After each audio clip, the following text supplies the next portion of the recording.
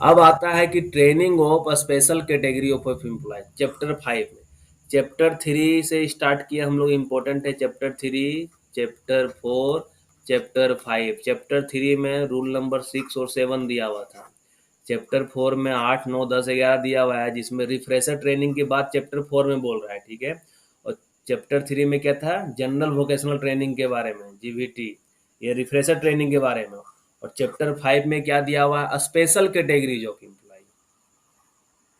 Special category में क्या आ गया, टिम्बर मिस्त्री। कि कोई भी पर्सन जो एकदम नया नया newly employed as a timber मिस्त्री इन ए माइंड, जिसका नया नया बहाली हुआ है एज ए टिम्बर मिस्त्री, या कोई व्यक्ति ऑलरेडी काम कर रहा था लेकिन पिछला 6 महीना में, जिस दिन से मान लो 6 महीना में मान लो किसी दूसरे में काम कर रहा था, अब उसको वापस है कि टिम्बर मिस्त्री में लाया जा रहा है, लेकिन पिछला 6 महीना में वो एज ए टिम्बर मिस्त्री काम नहीं किया है एम्प्लॉयमेंट या री एम्प्लॉयमेंट के अंदर, तो उस केस में क्या है, शेड्यूल 5 के तहत, शेड्यूल 5 के तहत उसको ट्रेनिंग दिया जाएगा।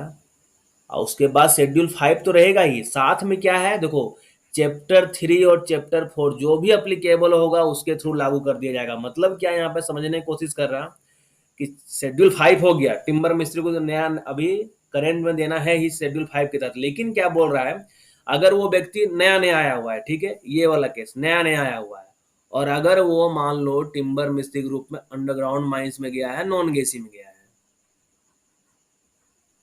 तो क्या हो जाएगा, उसको शेड्यूल 2 रिलेट करने की कोशिश करना सभी लोग, शेड्यूल 2 के तहत प्लस 12 लेक्चर उसको बताया जाएगा ट्रेनिंग, ये 12 लेक्चर दिया जाएगा और साथ में शेड्यूल 5 दिया जाएगा।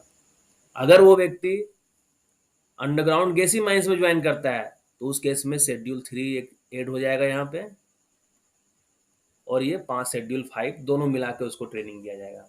जब कोई फ्रेश व्यक्ति आता है, और जब कोई व्यक्ति, ये मान लो कौन सा व्यक्ति है जो ऑलरेडी एम्प्लॉयड है माइंस में, तो उस केस में क्या है, अगर रिफ्रेशर ट्रेनिंग देना है तो उस केस में शेड्यूल 5 तो रहेगा ही रहेगा, साथ में क्या है, जो 3 लेक्चर वाला अगर एबव ग्राउंड में आता तो शेड्यूल 4 के तहत जो भी है 3 लेक्चर वाला प्रावधान होता।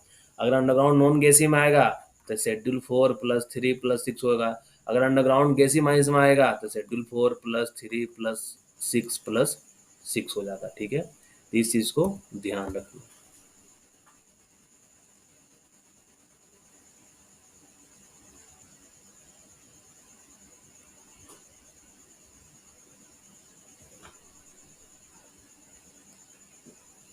टोटल कितना दिन का ट्रेनिंग दिया जाएगा वो डिपेंड करता है, ठीक है। टोटल कितना दिन का, वैसे यहाँ पे जो दिया हुआ है ना, ये 4th शेड्यूल दिया हुआ है ना, उसी में बोल रहा है कि 4th शेड्यूल में जो मिनिमम लेक्चर दिया हुआ रहेगा ना, ये 3 लेक्चर रहेगा, ये 6 लेक्चर रहेगा, ये 6 लेक्चर रहेगा। तो 3 नॉन गैसी के लिए 3 प्लस 6 9 लेक्चर हो गया, और गैसी के लिए 3 प्लस 6 प्लस 6 15 लेक्चर हो गया। तो उसी तरीके से यहाँ पे है, शेड्यूल 5 के तहत तो दिया ही जाएगा, बाकी सिचुएशन पे डिपेंड करता है कि रिफ्रेशर ट्रेनिंग उसको देना है या नया नया पर्सन है, ठीक है। नया पर्सन रहेगा तो स्पेशल कैटेगरी हो गया ना, तो ये तो 5 शेड्यूल 5 के तहत ट्रेनिंग दिया ही जाएगा, साथ में क्या है, ये जो कंडीशन फुलफिल कर दे अंडरग्राउंड नॉन गैसी में तो शेड्यूल 2 प्लस 12 लेक्चर, अंडरग्राउंड अगर गैसी में आ जाएगा तो प्लस शेड्यूल 3 ऐड हो जाएगा। अगर वो व्यक्ति जो है रिफ्रेशर ट्रेनिंग मिल रहा है, ये क्या है कि अगर नया नया ज्वाइन कर रहा है, ये वाला कंडीशन, और अगर वो पिछला 6 महीना में एज ए टिम्बर मिस्त्री काम नहीं किया हुआ है और उसको दोबारा से टिम्बर मिस्त्री में ला रहे हैं, तो अगर तो उस केस में उसको क्या करना होगा, फिर रिफ्रेशर ट्रेनिंग देना होगा। तो रिफ्रेशर ट्रेनिंग देने के लिए फिर ये शेड्यूल 4 के तहत जो 3 लेक्चर दिया हुआ है एबव ग्राउंड में, अंडरग्राउंड में क्या हो जाएगा, नॉन गैसी में शेड्यूल 4 के तहत जो .1 था और .2 में टोटल 3 प्लस 6 9 लेक्चर हो जाएगा, और लास्ट में अगर गैसी माइंस में जाएगा तो 15 लेक्चर हो जाएगा, ठीक है। डिपेंड करता है वो कौन सा में उसको इन्वॉल्व किया जा रहा है। तो ये ध्यान रखना, training of a special category of person timber मिस्त्री, जहाँ पे उसको कंडीशन हो जाएगा जो भी है वही बोला है, चैप्टर 3 और चैप्टर 4 जो भी अप्लीकेबल होगा वो, और साथ में शेड्यूल 5 के तहत ट्रेनिंग दिया जाएगा। अब आता है कि जो पर्सन इन्वॉल्व हो रहा है हैंडलिंग ऑफ एक्सप्लोसिव, अभी तक हम लोग क्या पढ़े हैं, एक बार तुमको हम रिवीजन करवा दे रहे, ठीक है। उसके बाद फिर आगे बढ़ते हैं। कंप्लीट हो जाएगा आज, कोई दिक्कत नहीं। अभी क्या पढ़, क्योंकि बहुत लोग जो पहली बार पढ़ रहे हो तो दिक्कत हो रहा है उसको। चैप्टर 3 में रूल नंबर 6 दिया हुआ था। इसमें क्या बताया गया है कि कोई भी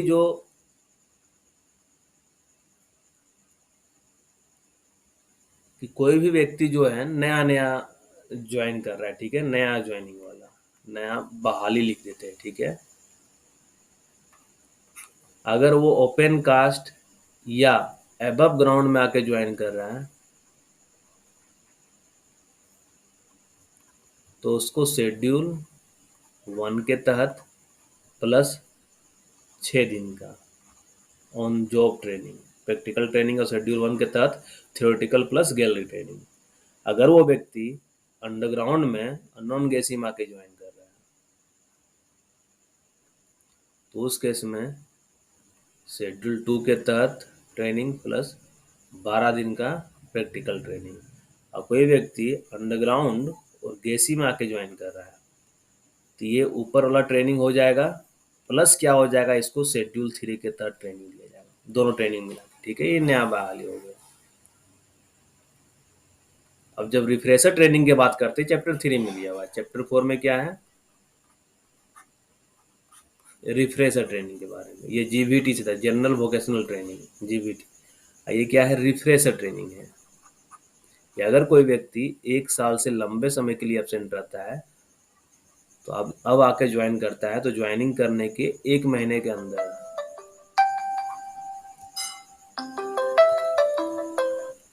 ज्वाइनिंग करने के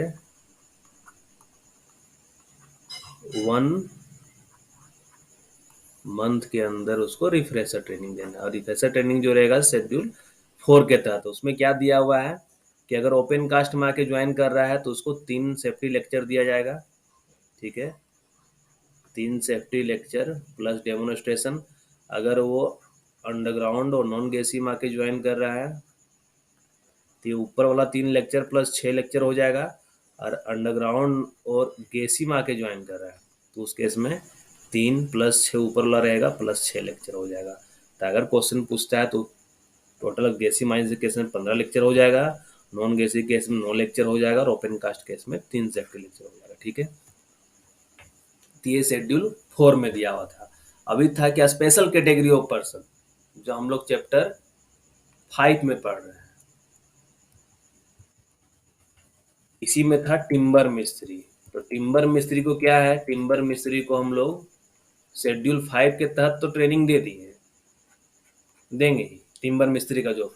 अब बाकी जो भी चैप्टर एप्लीकेबल होगा, चैप्टर 3 या चैप्टर 4, कि वो नया बहाली वाला है या रिफ्रेशर ट्रेनिंग वाला, जो भी है उसके अकॉर्डिंग उसको फिर ट्रेनिंग दिया जाएगा, ठीक है, ध्यान रखना बस। अब यहाँ पे क्या है, training of person involve in handling of explosive. कि कोई भी पर्सन, किसको छोड़ के, क्वालिफाइड शॉट फायरर और ब्लास्टर को छोड़ के, ठीक है। क्योंकि शॉट फायर और ब्लास्टर को ऊपर स्टार्टिंग में है कि उस पर ये रूल लागू नहीं होगा, ठीक है। अब क्या है कि जो भी क्वालिफाइड शॉट फायर या ब्लास्टर है उसको छोड़ के जो भी पर्सन, हम लोग कहाँ उसको एम्प्लॉयमेंट देने जा रहे हैं, हैंडलिंग ऑफ एक्सप्लोसिव में। अब है क्या, व्यक्ति को हम लोग एक्सप्लोसिव हैंडलिंग वगैरह में लगा रहे हैं, तो उसमें लगाने से पहले जो भी चैप्टर अप्लीकेबल है उसको, चैप्टर 3 चैप्टर 4 जो भी रहेगा उसके अकॉर्डिंग ट्रेनिंग दिया ही जाएगा। मान लो नया नया बहाली वाला व्यक्ति रहेगा, अंडरग्राउंड ओपन कास्ट में आ रहा है, तो आराम से उसको शेड्यूल 1 प्लस 6 लेक्चर मिल जाएगा पहले उसके बारे में, कि नया नया बहाली हुआ है उसके बारे में। अब क्या है कि हैंडलिंग ऑफ एक्सप्लोसिव कर रहा है तो उस केस में शेड्यूल 6 के तहत उसको लेक्चर मिल जाएगा। तो जो भी रहेगा इसमें क्या है, शेड्यूल 6 प्लस जो भी चैप्टर 3 या चैप्टर 4 जो भी कंडीशन अप्लीकेबल रहेगा उसके अकॉर्डिंग इसको ट्रेनिंग दिया जाएगा। और क्या है, जिस तरीके से टिम्बर मिस्त्री क्या था कि 6 महीना तक मान लो काम नहीं किया था, एज ए टिम्बर मिस्त्री था ना, यहाँ पे कि टिम्बर मिस्त्री के रूप में पिछला 6 महीना से काम नहीं किया है, तो उस केस में भी उसको ट्रेनिंग दिया जाएगा। तो उसी तरीके से यहाँ पे कि अगर कोई व्यक्ति हैंडलिंग ऑफ एक्सप्लोसिव में लगाने जा रहे हैं और पिछला 6 महीना में अगर वो ऐसा काम नहीं किया है, तो उस केस में, या कोई नया नया व्यक्ति अगर आ रहा है ज्वाइनिंग करने के लिए और उसको एक्सप्लोसिव में लगा रहे हैं, तो उस केस में उसको इस तरीके के अकॉर्डिंग ट्रेनिंग दिया जाएगा जो भी उस पर लागू हो। अब क्या किया है, जो ट्रेनिंग का बोला है ना कि ऐसा करना है कि आइदर बिफोर और after their normal working hour, ये चीज हट गया है। अब क्या बोलता है कि फुल टाइम उसको ट्रेनिंग देना है, मतलब जिस दिन ट्रेनिंग मिलेगा उस दिन है कि उसको माइंस नहीं जाना है, उसको है कि वहां जाके अटेंड करना है ट्रेनिंग पूरा 8 घंटा का, ठीक है। पहले के टाइम में क्या था कि अपना ड्यूटी भी करो और साथ में ड्यूटी के आगे या पीछे स्टार्टिंग में या लास्ट में जाके ट्रेनिंग भी करना था, लेकिन अब बोल दिया है कि वो वेरीफाई कर दिया है कि अब फुल टाइम ट्रेनिंग करना है, ठीक है। ये मेटेलिफेरस माइंस का है, ये हम लोग काम का चीज नहीं है। तो टिम्बर मिस्त्री हो गया, शेड्यूल 4 में था, शेड्यूल 4 में नहीं, शेड्यूल 5 में था टिम्बर मिस्त्री, और शेड्यूल 6 में हो गया कि जो पर्सन एक्सप्लोसिव हैंडलिंग में जिसको लगाने जा रहे हैं या पिछला 6 महीना से वो एक्सप्लोसिव हैंडलिंग का काम नहीं किया है, शॉर्ट फायर और ब्लास्टर को छोड़ के, और चैप्टर 3 और चैप्टर 4 जो भी उसके ऊपर अप्लीकेबल होगा उसके अकॉर्डिंग उसको ट्रेनिंग दिया जाएगा। अब आता है training of person on short firing, कि कोई भी व्यक्ति जो शॉर्ट फायर का कॉम्पिटेंसी एग्जाम में अपीयर होने के लिए एलिजिबल है, ठीक है। और वो क्या है कि आने वाले 3 मंथ में शॉर्ट फायरर कॉम्पिटेंसी एग्जाम के लिए एलिजिबल है और आने वाले 3 महीना में वो एग्जाम में बैठना चाह रहा है, आने वाले 3 मंथ में, ठीक है। तो एग्जाम में अपीयर होने से पहले उसको 7 शेड्यूल के तहत, एग्जाम में अपीयर होने से पहले जो भी शेड्यूल 7 है उसके तहत उसको ट्रेनिंग दिया जाएगा। तो ये लिखा, before he appears for the examination and in addition to the training specified in rule 13। और रूल 13 वाला जो भी केस लागू हुआ, अभी रूल 13 में क्या था, अभी एक्सप्लोसिव हैंडलिंग में पढ़े हैं, तो रूल 13 के तहत भी, रूल 13 में जो भी चीज लागू हो रहा है, ठीक है। अब बाकी यहाँ शेड्यूल 7 आ जाएगा, मतलब इसके क्या हो जाएगा, शेड्यूल 7 तो हो गया ही, साथ में रूल 13 में शेड्यूल 6 प्लस जो भी है नया बहाली वाला है, या वो ऑलरेडी मान लो काम कर रहा था वैसा वाला कोई पर्सन रहेगा, मतलब चैप्टर 3 चैप्टर 4 जो भी एप्लीकेबल रहेगा वो तो साथ में रहेगा ही, साथ में शेड्यूल 7 भी हो गया। सोचो कितना मिक्स्ड कर दिया है कि चैप्टर 3 चैप्टर 4 का टर्म एंड कंडीशन सभी जगह लगा दिया है एक तरीके से बोलो। यहाँ रूल 13 लिख दिया है, तो रूल 13 में भी क्या था, रूल 13 में यही था ना कि शेड्यूल 6 हो जाएगा प्लस चैप्टर 3 चैप्टर 4 जो भी अप्लीकेबल होगा उसके अकॉर्डिंग उसको ट्रेनिंग दिया जाएगा। और यहाँ पे क्या बोल दिया है कि शेड्यूल 7 रहेगा, साथ में भी रूल नंबर 13 के तहत ट्रेनिंग दिया है। तो रूल नंबर 13 का जो है वही यहाँ पर लिख दिया है, ये सारा chief inspector of mines and वो निकाला है, ठीक है। तो तुमसे उतना नहीं पूछेगा, वो खाली ये पूछ देगा कि जो भी पर्सन स्पेशल कैटेगरी वाला पर्सन है वो चैप्टर नंबर किस में दिया हुआ है, 5वां में दिया हुआ है। जो पर्सन शॉर्ट फायरिंग वाले एग्जाम में इन्वॉल्व होने वाला है, ठीक है, तो चैप्टर शेड्यूल किसके तहत ट्रेनिंग दिया जाएगा, शेड्यूल 7 नॉर्मल। अब बाकी पीछे तुमसे नहीं घूमेगा, पूछेगा उतना घुमाकर।